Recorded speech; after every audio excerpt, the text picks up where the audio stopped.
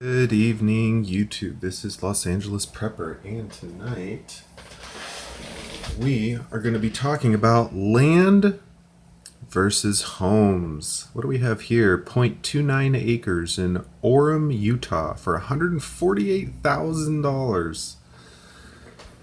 Man, I tell you, it would have to be a pretty fancy piece of land for under half an acre for me to want to buy it for $150,000. Now, if you had a bunch of money laying around and maybe it was a really good school district and you had a job in the area making 100 grand a year, you really want to buy a house or build a house, maybe that's a good solution for you, but that's a lot of money to me. Personally, I don't know if $148,000 is a lot of money to you, but that's a lot of money to me. So, here we go, $200,000 for a 3-bedroom, 1-bath, third of an acre. See, 50 grand more, you get a house.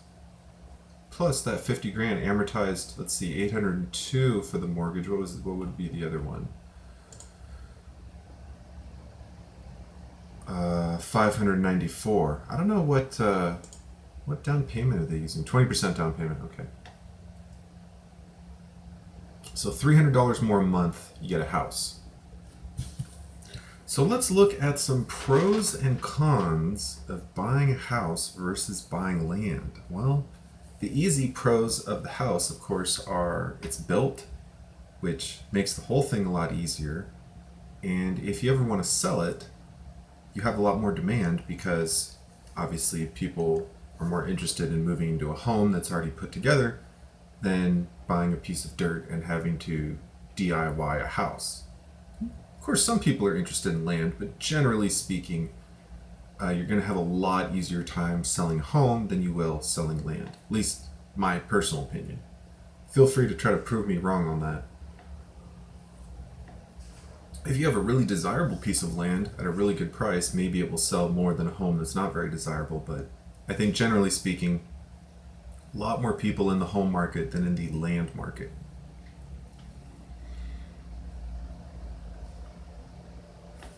I guess another pro would be it's less time intensive.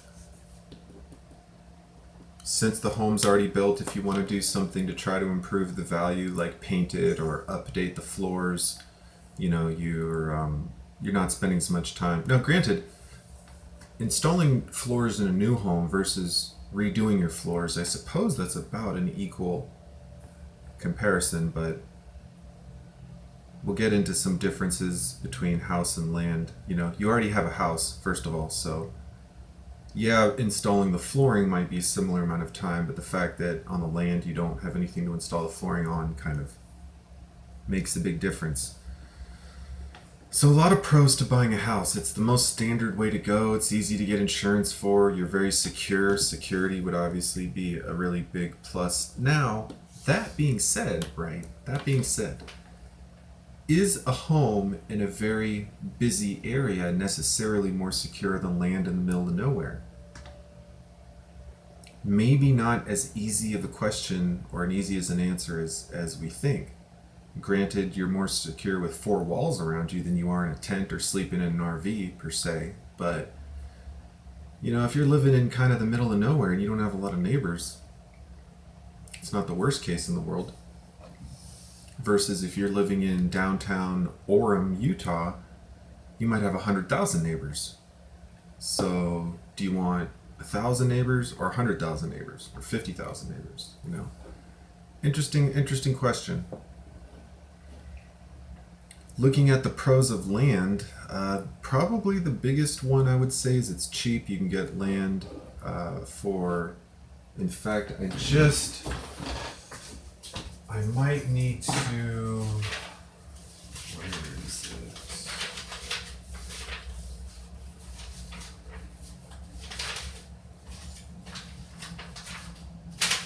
Here we go. Okay, so I have done the research. I wasn't necessarily planning on using this data, but since I have it, let's go ahead and review what I've done what I've done. So, don't worry about this. Taking some notes here about saved homes and stuff. So anyways, did a quick search. I was curious about prices, so I did a quick search on a 5-acre property. 2 categories: one under 20,000, one under 10,000. So granted, all of these results are in this section as well. It would have been better if I would have listed the 10 to 20,000 and then under 10,000, but you get the idea. So a few interesting things here. We'll start at the top. California, $597, Colorado, $419, Oregon, $121, Nevada, $173, Washington, $44, and Arizona, $87.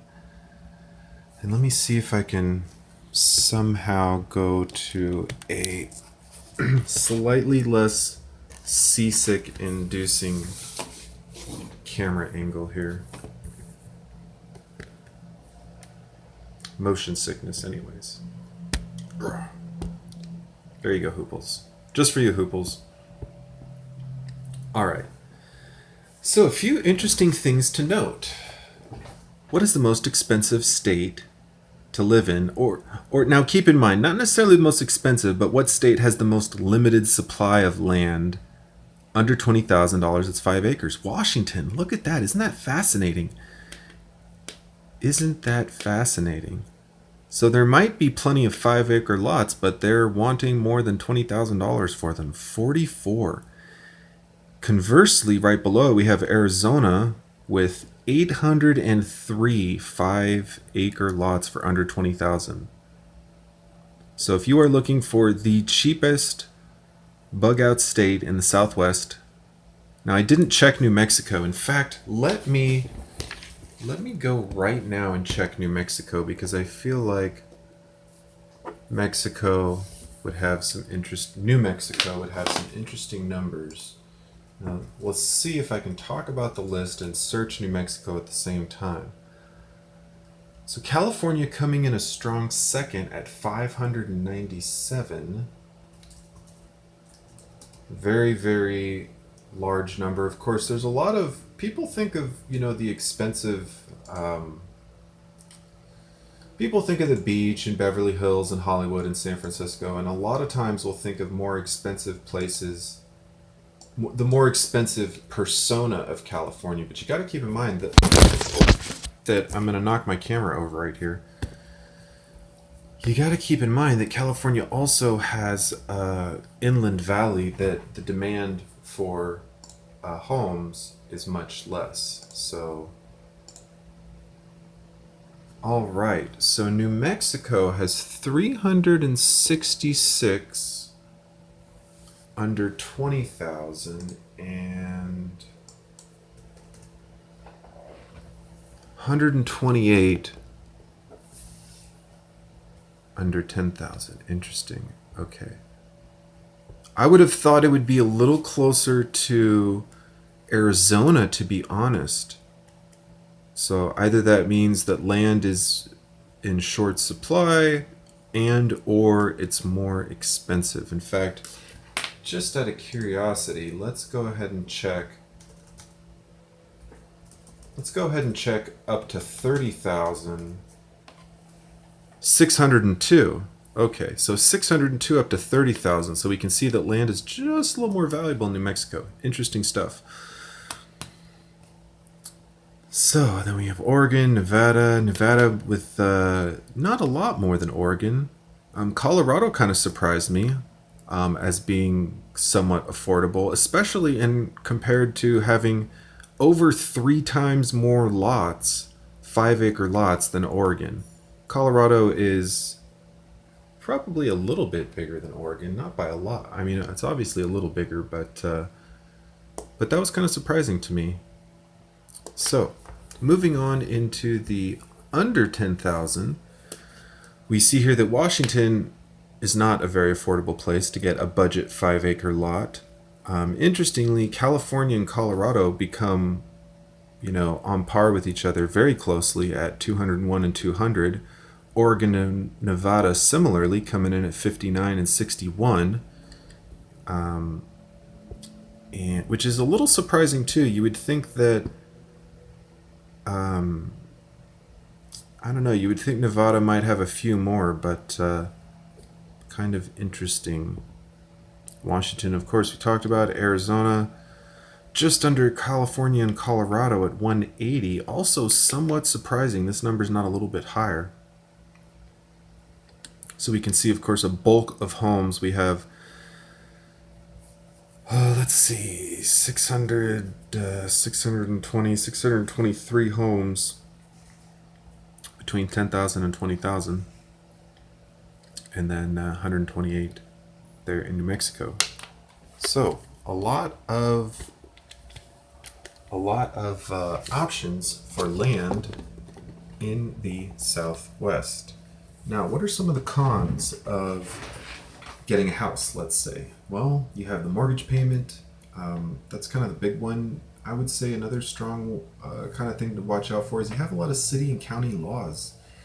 Anywhere from building structures to raising and keeping animals to storing items on your property. You know, there might be a law in your city about parking a boat in front of your house, or parking an RV in front of your house,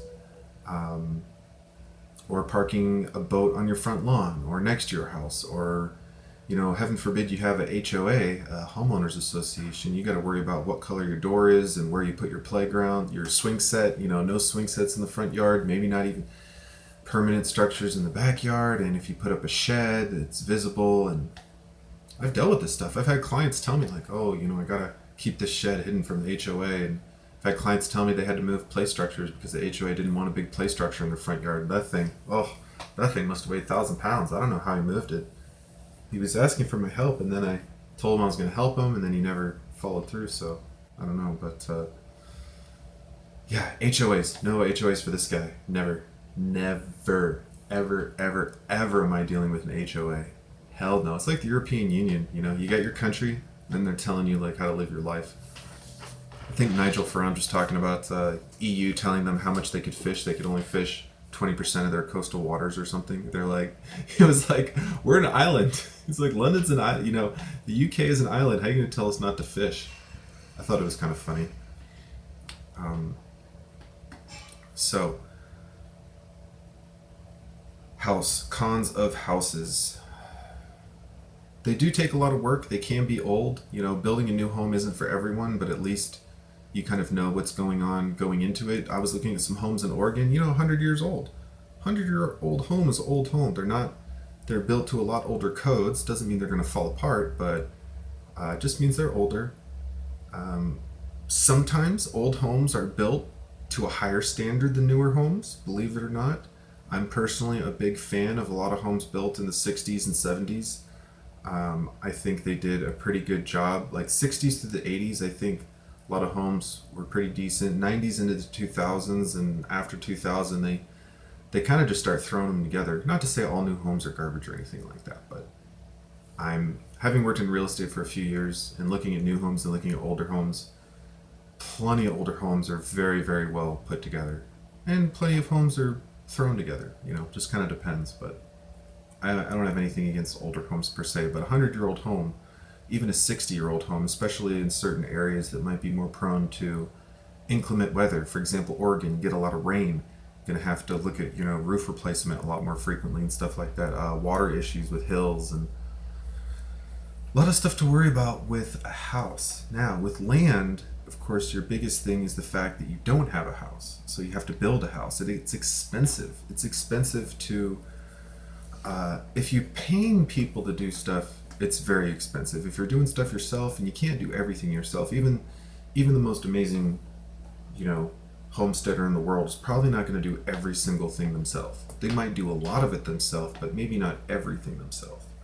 So, and even if you did do everything yourself, even if you wanted to build a 2-bedroom, 1-bath house by yourself, you're still looking at, you know, I don't know, probably, even if you tried to do it ridiculously cheap, somewhere between, I would say if you could do it under 20,000, you'd be a hero. Probably closer to 30, 40,000, 50,000, depending on what kind of building materials you're using. If you're trying to build like a cob house or a log cabin house or something. I don't know, maybe that's a different price than standard 2x4 and concrete foundation. But even container homes, consider container homes are not necessarily going to be cheap. Building codes, something that I've looked at a lot actually, and it kind of depends on the area. There basically aren't building codes for building with containers. Most cities, counties do not have them. So the inspector is dealing with this stuff potentially for the first time. Even if not for the first time, you're asking them to go way out of their comfort zone. And steel, I believe there's issues with steel as a building material as it relates to flammability, because they test building materials for flammability, and there's certain codes like how long it can withstand fire and temperature and stuff like that. And that's, I think, part of the limitation, is that the building inspectors are sort of, in some cases they may want you to put like additional fireproofing, and structurally containers are relatively easy to work with if you never wanted to cut a hole in it. If you're starting talking about stacking them or windows and stuff like that, or burying them, you have a lot of different structural things to keep in mind. Utilities.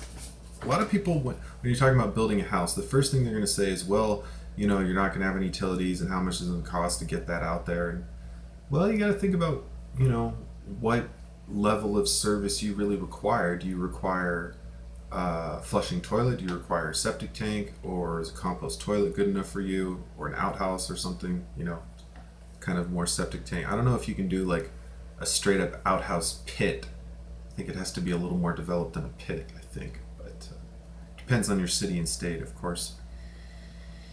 Electricity is probably the easiest thing to do by yourself, because you just kind of pay for the solar panels and then that's what you got going on. And honestly, that's one of the reasons I'm kind of looking personally at going towards land, because I want to kind of think about my consumption of resources in the sense that, if you have to ship in all your water, if you're aware of all the waste you produce, if you're aware of every watt of electricity you have to generate and consume, every ounce of propane, every ounce of fuel, every cord of wood that you burn, I think it helps you focus on things that you need, like maybe refrigerating food, versus things you don't need, like a big screen TV, for example. Although I know one of my favorite new YouTube channels, he likes to show off, I want to say, he opens his videos homesteading in the desert. What is his channel name? That's not his channel name. Calls himself G-Bear. Cracks me up. Oh, G-Bear. G-Bear is the channel name. Okay. Homesteading the desert. Yeah, so check out his video, by the way. His videos have been fascinating to me, as I'm wondering if... Now, of course, a lot of you are going to say, well, why would you want to homestead in the desert? There's no water and there's no trees. You'd be a fool to homestead in the desert. I don't necessarily agree with that.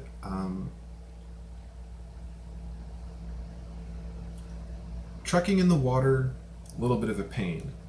Is there groundwater in the desert? I'm sure there is. I don't know how deep you have to go to get it. Could you harness water from the atmosphere? Yes, you can. Technology is out there. It can be expensive, but it is possible. There's also rain in the desert. Just because it's the desert doesn't mean it doesn't rain. It just means that it doesn't quite have enough foliage and the right type of plants to sort of sustain more life. What's really interesting is you can sort of undesert the desert depending on how much moisture you get by planting certain things, because at some point the sand and the winds and the lack of plants, especially plants that are taller and have some amount of density to them, kind of like the desert will grow because it's such an arid environment that it spreads its aridness. It's kind of really interesting. There's really cool videos on YouTube about desert mitigation and how to sort of plant really lush stuff in the desert based on, you have to have some water obviously, but he's got like 3 containers out there, which I just love. There's such, people talk about like, well, how are you going to store all your preps? You can buy a container for $1,000, $2,000. Now granted, you're going to have to ship it out there, pay for him to move it, but I don't really consider that a big deal. So he's got a wind generator, he's got solar, um, he's got like an outhouse thing going on. He's got a shower, outdoor shower, which is kind of cool. I mean, it's like enclosed off, but the shower is just sort of like completely separate from his normal house. So really, really interesting stuff. Is building, and he's got his little tiny home here, a very modest little tiny home. Kind of like all you need, though. I mean, really. And if you feel that you want a bigger home in the future, or you buy some land and you live there for 5 years and feel like you want something else, it doesn't mean you have to stay there the rest of your life. But to buy land for $5,000 versus to save up $30,000 for a down payment, for someone with a limited income, or even someone with a healthy income, it's a lot easier to save up money if you don't have a $2,000 a month mortgage. One of the big dangers of making more money is that cliche, that saying, your expenses rise to meet your income. So it's one thing to make $60,000 a year, but if you're spending $55,000 a year, obviously you're not going to be very well off. So, in conclusion, what is the verdict? Is buying a house the best option, or is buying land the best option? I've certainly only covered a few considerations. There are definitely a lot of considerations to think about when you're looking at a change of lifestyle. And one thing I'll kind of close on is I didn't really touch on why you might want one or the other. And I think it really comes down to your individual goals in life. Is it more financially related, that you just want to save money by not buying a house? Is it because you just have an itch to scratch, where you just have to build your own home because it's just something you've always wanted to done? I don't really have an itch to scratch about building my own home. I think it'd be a cool thing to do, but I'm not like obsessed about building my own home. I like the idea because I can connect it to buying some land and potentially, making a place livable for less than $150,000. In most cheap areas to live, 2-bedroom house, give or take, going to be about 150 grand, maybe 125 grand, maybe 175,000, but somewhere around there, you're going to be able to find a home in a rural area in America, somewhere around there. Of course, you start going to really rough neighborhoods, you can get a home for 30,000, 40,000, 20,000, 10,000, 5,000. Detroit, $5,000 homes, $2,000 homes. So I'm not trying to get that crazy, but at any rate, it really depends on your why. My why, I suppose I have a few. One is, financial, but I also think that I just want a little bit more freedom to kind of do what I want. Freedom to build space how I want, freedom to kind of be active on my homestead, I think, in the way that I want, is what's really big to me. One of the things that I really like about watching these homesteading the desert videos is that you get the sense that he can just, within reason, he can just kind of do, what he wants out there. Now, I'm not sure what his situation is with, like permits and city regulations and codes and things like that, but,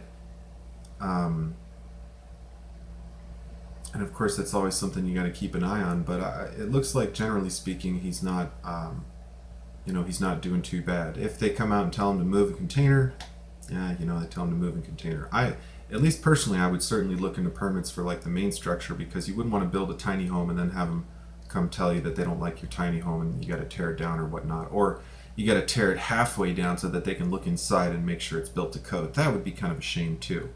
Start tearing off sheetrock off your walls just so that the inspector can get a look. So my advice is work with the city and try to do, don't put yourself in a position to have to undo what you've done. At least that's my 2 cents. So until next time, YouTube, let me know what you think. Have you thought about moving? Have you thought about buying some land? Do you own some land? Do you have a house? Do you think that maybe because you have a family, or because of your situation, or you got too much stuff, or your age, or you're not like a DIY person, what's What's holding you back from just buying a chunk of land for $10,000, selling the house, moving out of your apartment? What is holding you back from homesteading? Kids in school? I can understand kids in school. Hard to find a school in the desert. Can be hard to find a school in the desert. Till next time, YouTube, like, comment, subscribe, and keep prepping.